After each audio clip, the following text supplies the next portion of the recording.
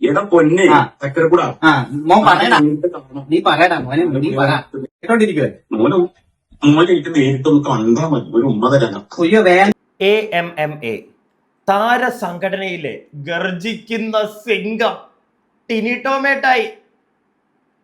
ഇനി ശരിക്കുള്ളത് പറയാം, ജനങ്ങളുടെ, അതായത് സാധാരണക്കാരൻ്റെ കണ്ണിലെ കരട്, അതാണ് കറക്റ്റ്. പ്രിയപ്പെട്ടവരെ, ഈ കുറച്ച് ദിവസങ്ങളായിട്ട് ടിനി ടോമേട്ടായുമായി ബന്ധപ്പെട്ട് പല ആളുകൾ എന്നോട് സംസാരിച്ചത്, അല്ലെങ്കിൽ അവർക്കുണ്ടായ, ഈ വ്യക്തിയിൽ നിന്നുണ്ടായ കുറച്ച് ബുദ്ധിമുട്ടുകൾ അവരെന്നോട് പറഞ്ഞു. ഞാൻ നിങ്ങളെ കേൾപ്പിച്ചു. കുറച്ച് മണിക്കൂറുകൾക്ക് മുമ്പ് എൻ്റെ ഒരു സുഹൃത്ത് എനിക്കൊരു വീഡിയോ അയച്ചു തന്നു. കുറച്ച് നാളുകൾക്ക് മുമ്പ് ഒരു വ്യക്തി ചെയ്തൊരു വീഡിയോ ആണ്. അതിൽ അദ്ദേഹം പറയുന്ന കുറച്ച് കാര്യങ്ങൾ, അതിൽ നിന്ന് എനിക്ക് മനസ്സിലായതാണ്, ജനങ്ങളുടെ കണ്ണിലെ കരടാണ് സത്യം പറഞ്ഞ ഈ ടിനി ടോം. വെറുപ്പാണ് ഭൂരിഭാഗം ആളുകൾക്കും ഇയാളോട്. എന്നാലും ഞാൻ സൂപ്പർ സ്റ്റാർ, മിമിക്രിക്കാരൻ, ദ ബെസ്റ്റ് മിമിക്രി ആർട്ടിസ്റ്റ് എന്നും പറഞ്ഞ് നടക്കുന്ന ഒരുത്തൻ. സ്ത്രീകൾക്ക്, എന്തിന് ഇവന്റെ കൂടെ വർക്ക് ചെയ്യുന്ന ആ താര സംഘടനയിലെ സ്ത്രീകൾക്ക് പോലും തലവേദനയാണ്. പല ആളുകളും മുന്നോട്ട് വന്ന് പറയുന്നില്ല. അൻസുബ എന്ന് പറയുന്ന പെൺകുട്ടി മുന്നോട്ട് വന്ന് പറഞ്ഞു ഇവനെ കൊണ്ട് അതിനകത്തുണ്ടാവുന്ന ബുദ്ധിമുട്ടുകൾ. അതുകൊണ്ട് തന്നെ ഒരു സൈഡിലോട്ട് അതിനെ അങ്ങ് ഒതുക്കി, അവിഹിതം അത് ഇതെന്നും പറഞ്ഞു. ഇല്ലേ, ജനങ്ങൾക്ക് അത്യാവശ്യം ഇവനെ മനസ്സിലായതുകൊണ്ട് തന്നെ, ഈ കഴിഞ്ഞ കുറച്ച് കാലങ്ങളായിട്ട് ഇയാൾ ചെയ്യുന്ന പ്രവൃത്തികളെല്ലാം നമുക്ക് മനസ്സിലായതുകൊണ്ട് തന്നെ നമ്മളിൽ ഭൂരിഭാഗം ആളുകളും അൻസിബയെ സപ്പോർട്ട് ചെയ്ത് തന്നെയാണ് നിൽക്കുന്നത്. ഇപ്പോഴും ഞാൻ പറയുന്നു, ജസ്റ്റിസ് ഫോർ അൻസിബ. താഴെ കമന്റ് ബോക്സിൽ കമന്റ് ചെയ്യുക പ്രിയപ്പെട്ടവരെ. അതുപോലെ തന്നെ എൻ്റെ ചാനൽ ആദ്യമായിട്ട് കാണുന്ന ആരെങ്കിലുമൊക്കെ ഇവിടെ ഉണ്ടെങ്കിൽ ഒന്ന് ചാനൽ സബ്സ്ക്രൈബ് ചെയ്യുക. വീഡിയോയ്ക്ക് എല്ലാവരും ലൈക്ക് ചെയ്യുക. നിങ്ങളുടെ അഭിപ്രായങ്ങൾക്ക് ഇവിടെ വിലയുണ്ട്. കമന്റ് ബോക്സിൽ നിങ്ങളുടെ അഭിപ്രായങ്ങൾ, കമന്റ് ബോക്സിന്റെ തൊട്ടപ്പുറം ഹൈപ്പ് എന്നൊരു ഓപ്ഷൻ കാണാൻ സാധിക്കും, അതിലും ധൈര്യപൂർവ്വം ക്ലിക്ക് ചെയ്യുക. ഇനി കാര്യത്തിലേക്ക്, ഞാൻ നേരത്തെ പറഞ്ഞതുപോലെ എന്നെയും നിങ്ങളെയും പോലുള്ള ഒരു സാധാരണക്കാരൻ, ഈ ആദില നൂറ എന്ന് പറയുന്ന ഒരു ലെസ്ബിയൻ കപ്പിളുണ്ട്. നിങ്ങളിൽ ഭൂരിഭാഗം ആളുകൾക്കും അറിയാമായിരിക്കും, നമ്മുടെ ബിഗ് ബോസ് സീസൺ 7 കണ്ടസ്റ്റൻസ് ആയിരുന്നു.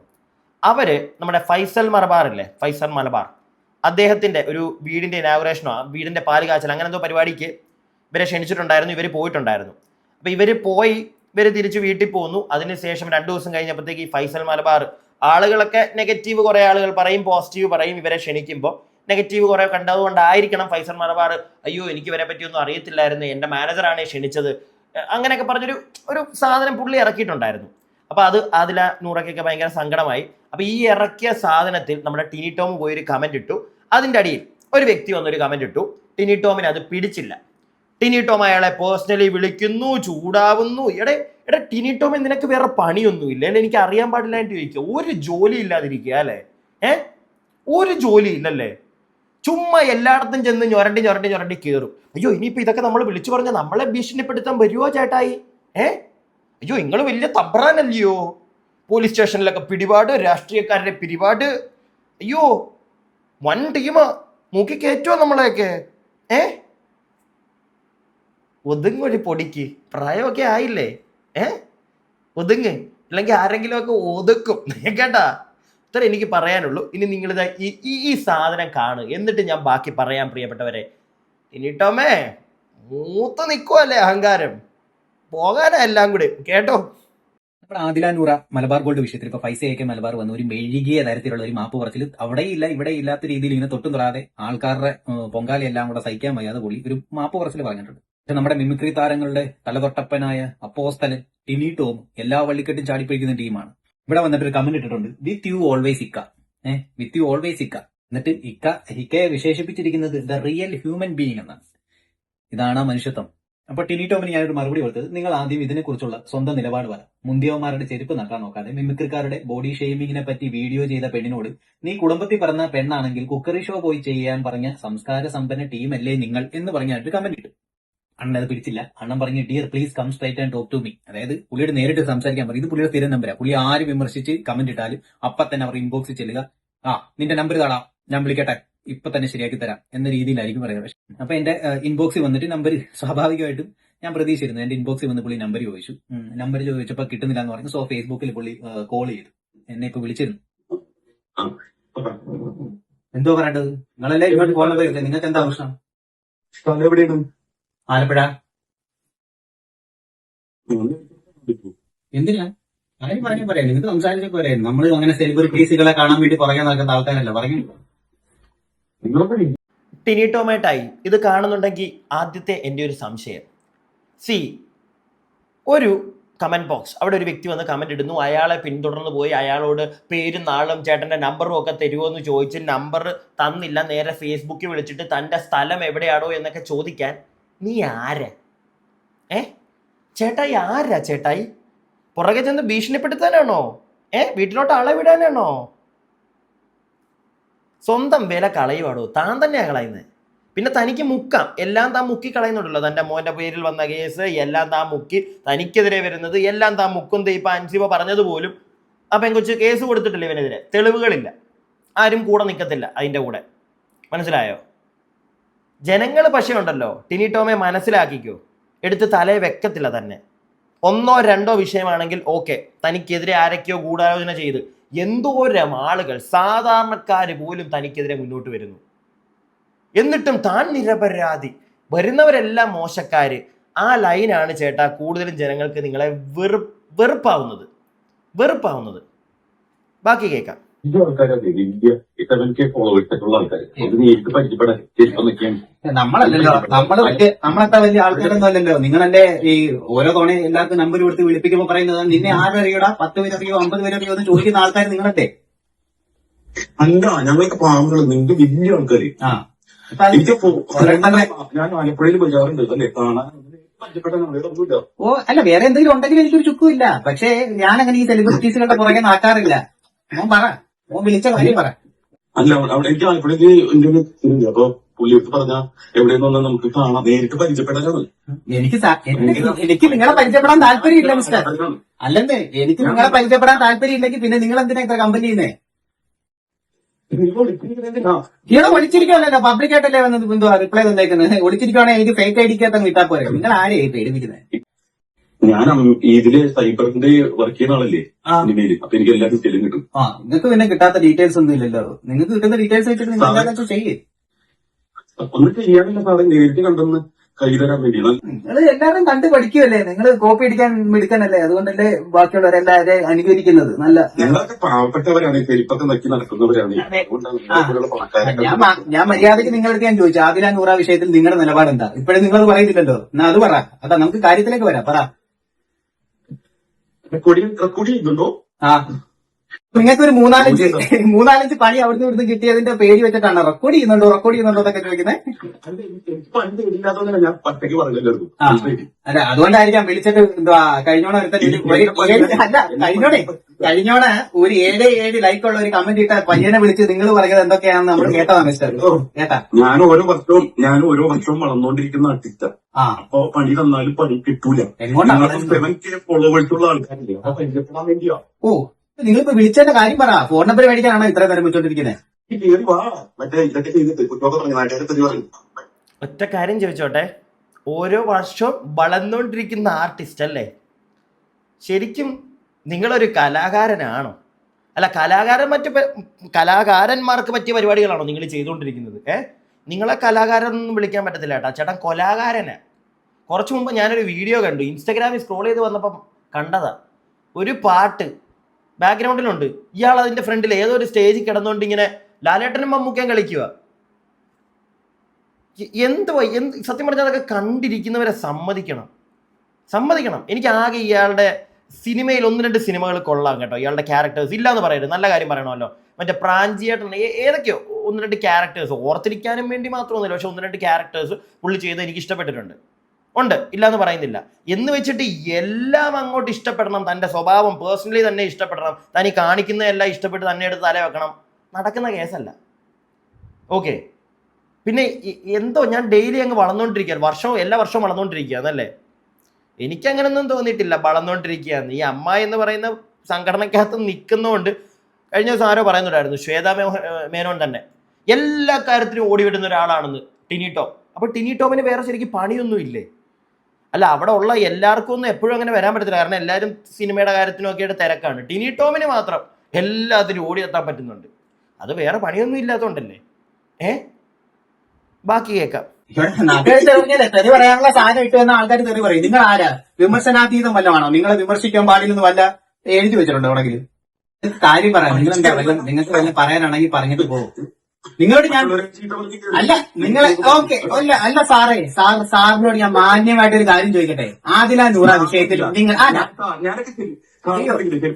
അയ്യോ നിങ്ങള് വലിയ വലിയ ആൾക്കാരെ നിങ്ങളെ ഞാൻ ഒറ്റ ചോദ്യം ചോദിക്കുന്നുള്ളൂ. വീണ്ടും വീണ്ടും ഞാൻ അത് തന്നെ എടുത്തെടുത്ത് ചോദിക്കുക. ആദില നൂറ വിഷയത്തിൽ നിങ്ങളുടെ നിലപാട് എന്താണ്?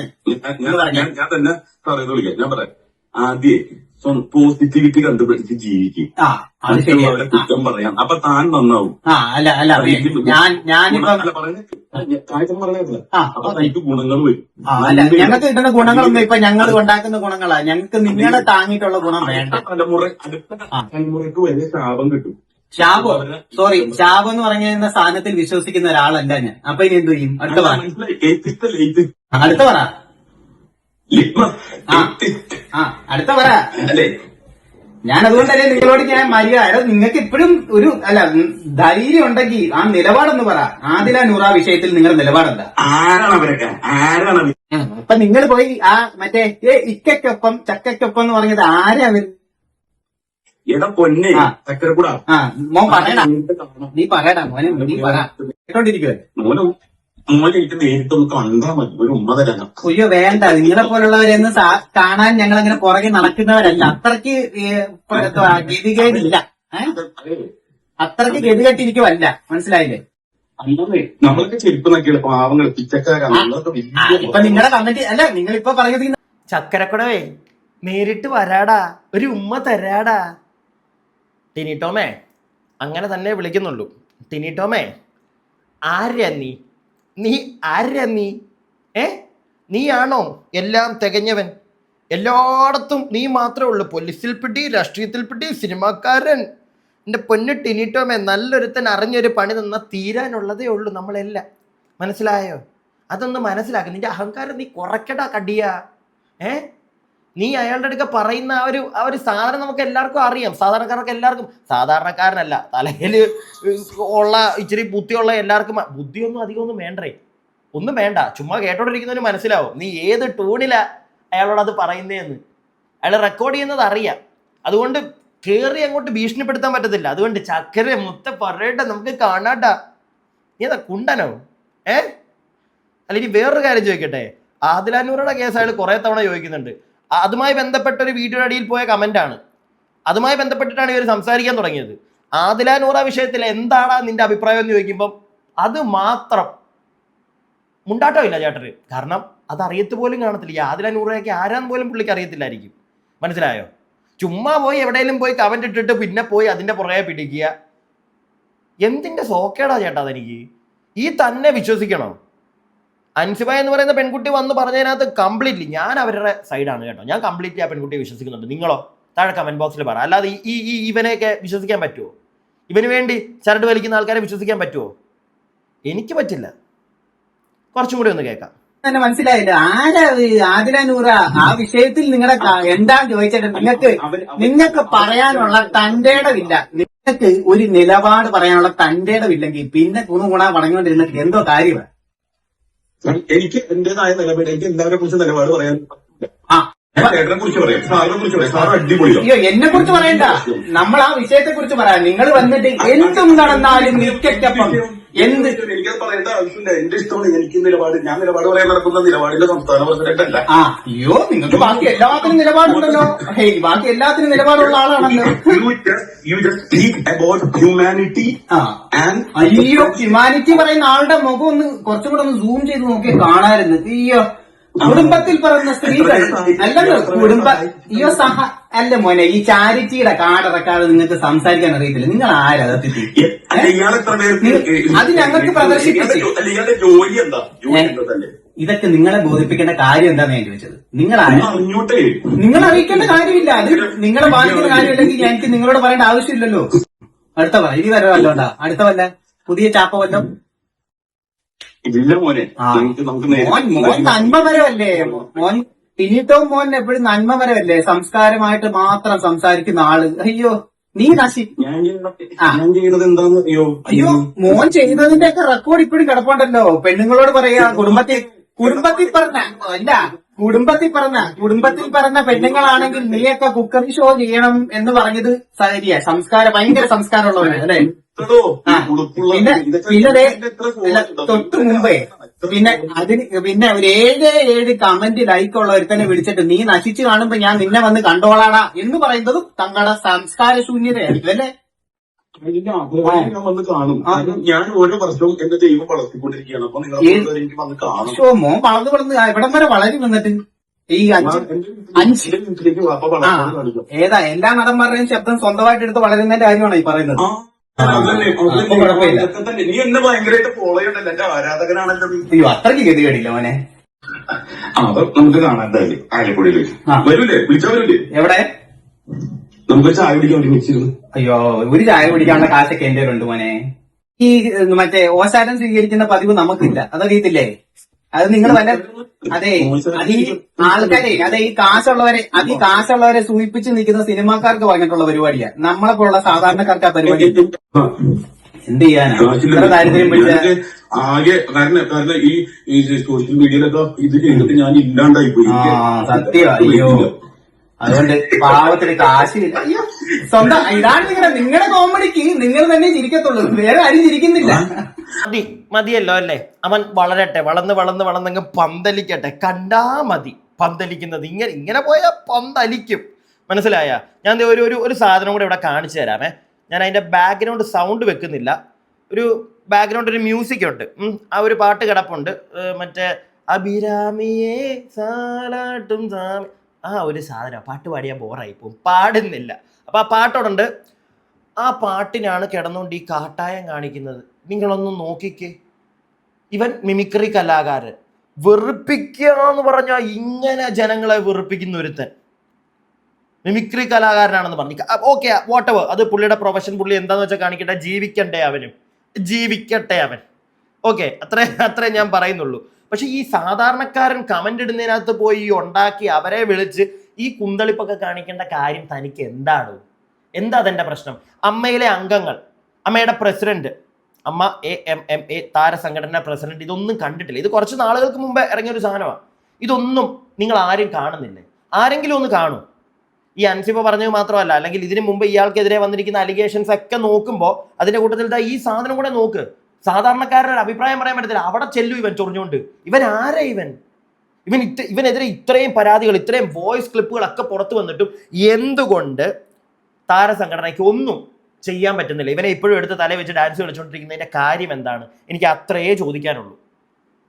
ഇവന്റെ ചരട് വലി കൊണ്ടാണോ മുണ്ടാതിരിക്കുന്നതല്ല? അല്ല, അങ്ങനെയാണെങ്കിൽ നിർത്തിയിട്ട് പോവോ? വെറുതെ AMMA എന്നൊക്കെ പറഞ്ഞ് നാട്ടുകാരെ ചുമ്മാ പറ്റിച്ച് പരിപാടി കൊണ്ട് നിൽക്കാതെ. ഒന്നാമത് മലയാള സിനിമയോട് നമുക്കൊക്കെ ഒരു സ്നേഹമുണ്ട്. ഈ ഒരു താരസംഘടന കാരണം അത് ഇല്ലാതാക്കാതെ. ഞാൻ എൻ്റെ അഭിപ്രായം പറഞ്ഞു. പ്രിയപ്പെട്ടവരെ, നിങ്ങളുടെ അഭിപ്രായങ്ങൾ താഴെ കമന്റ് ബോക്സിൽ. അടുത്ത വീഡിയോ ആയിട്ട് നമുക്ക് എത്രയും പെട്ടെന്ന് കാണാം. അടുത്ത വീഡിയോ ആയിട്ട് കാണുന്നവരേക്കും stay tuned and stay weird.